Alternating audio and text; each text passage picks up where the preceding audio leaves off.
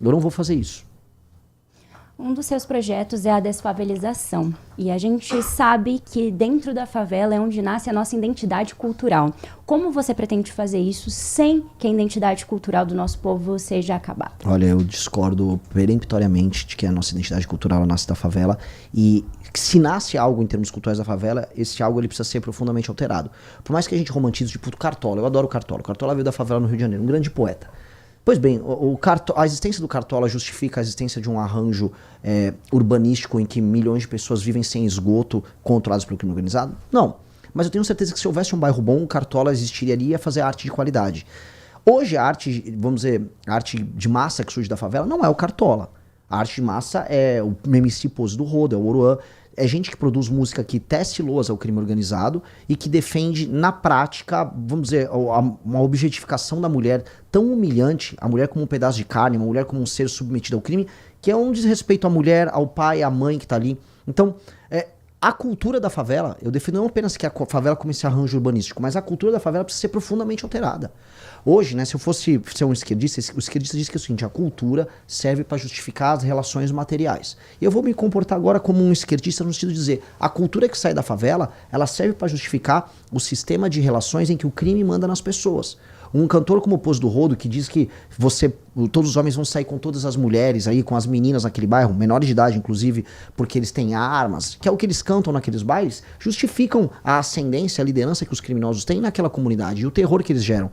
Portanto, nós temos um programa claro para desfavelizar o Brasil. São 900 bilhões de reais para a gente acabar com esse modelo arquitetônico e urbanístico fracassado e que gera pobreza e que reflete pobreza, que é a favela. Só que nós temos que tornar também a favela um lugar que crie uma cultura de confiança, uma cultura em que as pessoas cuidem do seu bairro, que as pessoas se sintam protegidas e parte do Estado brasileiro. Hoje, por exemplo, essa cultura da favela ela gera, por exemplo, a gravidez na adolescência desproporcionalmente mais alta lá. Então, essa cultura está sendo boa para as mulheres que moram na favela? Essa cultura está sendo boa para o menino que quer estudar e que mora na favela? Não. Então, o nosso ataque à favela como instituição é ataque a um modelo também cultural. Por isso que eu discordo de você nesse elemento. Há coisas boas que surgiram dali, mas eu tenho certeza que essas pessoas talentosas que estavam ali poderiam criar isso em outro modelo, num bairro. Vou dar um exemplo. O samba em São Paulo, ele não surgiu da favela. Você tinha os curtis, o samba, o Adoniran Barbosa. Mas o Vai-Vai tem quase 100 anos vindo de um quilombo, que é o Quilombo Saracura. Mas o quilombo não é uma favela. O quilombo é um quilombo, a favela é uma favela. A Bela Vista é uma favela. A região da Bela Vista é uma favela, é um bairro pobre, mas não é uma favela. Favela é uma coisa diferente. Favela é favela. Eu tô falando o Adoniran Barbosa, se eu pegar a origem do samba em São Paulo, não era favela, era bairro pobre. É diferente de uma favela. O que eu quero dizer é, você justificar a criação da cultura através de um arranjo social muito ruim não é bom. Não é bom nem para quem cria cultura e nem para quem mora naquele lugar. Isso vale para a música sertaneja, que também expõe a mulher da mesma forma, que também sexualiza adolescentes e fala sobre bebida alcoólica? Eu não acho que a música sertaneja ela faça isso na mesma intensidade do que o MC Pose do Rodo. E eu também não acho que a música sertaneja seja utilizada para justificar o crime organizado.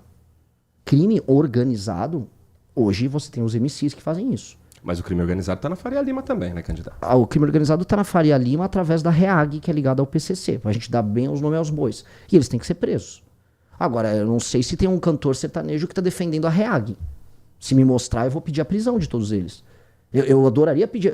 olha só, eu gosto mais de samba do que boa parte do sertanejo. Mas não é resumir muito a cultura da favela a um MC apenas, a um tipo de cultura? Porque, por exemplo, a Mangueira do Cartola continua fazendo cultura. A Mangueira do Cartola continua fazendo cultura. Dito isso, a Mangueira trabalha pra bicheiro também, que é ligado ao crime organizado. Até aí, o Carnaval do Rio de Janeiro é ligado a bicheiro. E eu também não vou justificar a existência das favelas por causa da existência da Mangueira.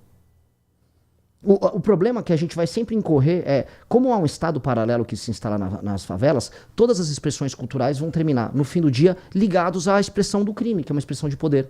E há, no final do dia, uma romantização. Houve agora uma ótima série da Globo lá, o Vário que é Escrito. Uhum. As pessoas saíram romantizando, pô, o bicheiro é o nosso gangster italiano. Pô, o bicheiro é um bicheiro, um criminoso. No final do dia, estamos falando do bicheiro que contratou o Adriano da Nóbrega, o miliciano, para assaltar adversários dele, para matar adversários dele. Então, este tipo de modelo cultural não pode, vamos dizer, ser utilizado como muleta para a manutenção de um modelo político, que é o modelo do crime que se instala nas favelas, que faz mal para as pessoas. Então isso tem que ser desconstruído.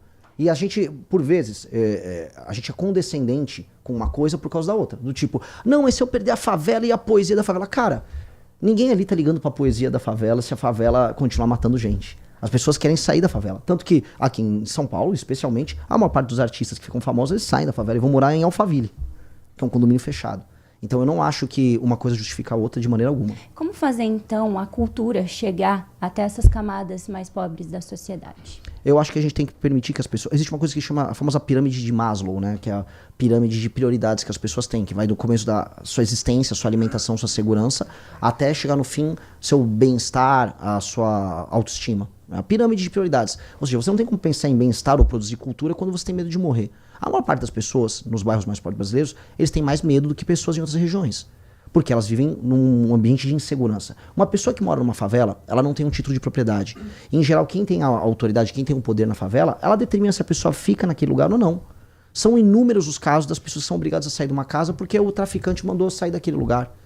Meninas que são obrigadas, isso especialmente no Rio de Janeiro, isso é mais forte em outros lugares, a ter que sair do bairro que ela mora porque um traficante se engraçou por ela e ela não quer e ela tem medo de ficar naquele lugar.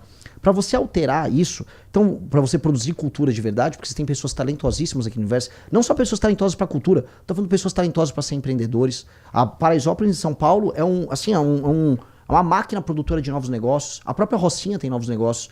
Como fazer isso? Fomentar lei e ordem.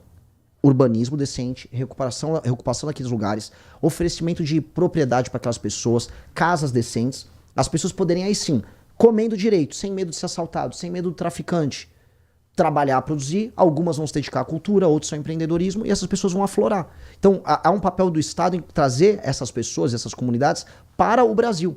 O desafio, e hoje a minha provocação essas pessoas são brasileiras? O Brasil trata essas pessoas como titulares de direitos? Elas não têm direitos a nada, então elas não são sequer brasileiros nesse sentido. A gente precisa agora repatriar 23 milhões de brasileiros. E aí eles vão trazer a cultura e de uma maneira melhor do que eles fazem hoje, com mais condições do que eles fazem hoje.